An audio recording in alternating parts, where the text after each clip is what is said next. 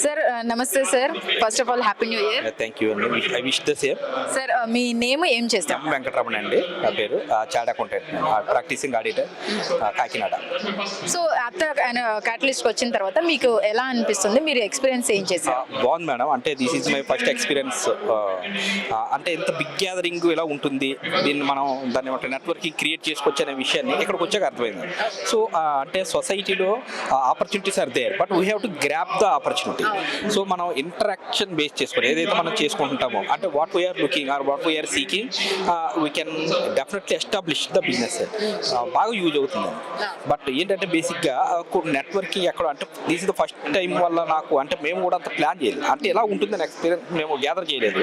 So కాకినాడలో attend అయినప్పుడు ఏంటంటే క్లోజ్డ్ సర్కిల్ ఉండేది, తక్కువ మంది ఉండేది. ఓకే పర్లేదు అనుకున్నాం. సో ఇక్కడికి వచ్చిన తర్వాత సో ఫస్ట్ మేము అంటే ఎక్స్పోర్ట్గా యూరెంట్ అనుకున్నాం, దాన్ని నన్ను ఐడెంటిఫై చేసుకున్నాం. సో ఆ ఆపర్చునిటీ క్రియేట్ చేయగలుగుతున్నాం. సో అంటే ఫస్ట్ స్టెప్ తీసుకుంటేనే కదా మనం ముందుకు వెళ్ళగలమా లేదనే తెలుస్తుంది. సో అందువల్ల మేము అంటే సక్సెస్ అవుతుందని అనుకుంటున్నాం.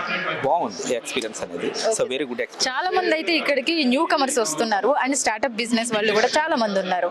వాళ్ళందరూ అంటుంది ఏంటంటే మాకు ఇక్కడికి వచ్చిన తర్వాత చాలా బాగుంది. బట్ మీరు వాళ్ళకి ఎటువంటి సజెషన్స్ ఇస్తారు? అంటే ఇలాంటి ప్లాట్ఫామ్స్ని ఎలా ఉపయోగించుకోవాలి, వాళ్ళు బిజినెస్ స్టార్ట్ చేయాలంటే ఎలాంటి సజెషన్స్ ఇస్తారు, వాళ్ళకు ఉండాల్సిన మెయిన్ క్వాలిటీస్ ఏంటి? మెయిన్ ఏంటంటే ఫస్ట్ ప్యాషనెట్ ఉండాలి. సో డేర్ స్టెప్ తీసుకోకపోతే వెళ్ళాం. మేము ఆల్రెడీ 10 years క్రితం ఖమ్మంలో ఒక ప్లాంట్ని స్టార్ట్ చేయాలనుకున్నాం. 5 years తర్వాత మేము అనుకున్న ప్లాన్ని వేరే వాడు ఇంప్లిమెంట్ చేసేది. బికాజ్ ఆఫ్ డేరింగ్ లేకపోవడం వల్ల, అప్పుడు అంటే ఇన్వెస్ట్మెంట్ లేకపోవడం వల్ల, క్యాపిటల్ లేకపోవడం. సో ఏదైతే థాట్ ఉంటుందో ఆ థాట్ని ఇక్కడ ఇంప్లిమెంట్ చేసే డేరింగ్ ఉండాలి. సో అది తీసుకోగలిగితే డెఫినెట్లీ సక్సెస్ అవుతుంది. అంటే ఇక్కడ కాదు, అబ్రాడ్ ఆపర్చునిటీస్ అనేది చాలా ఎక్కువగా ఉన్నాయి. ఇక్కడికి వచ్చాక అర్థమైంది. So doing business in abroad also it's a very easy if we are following the compliances. అంతే.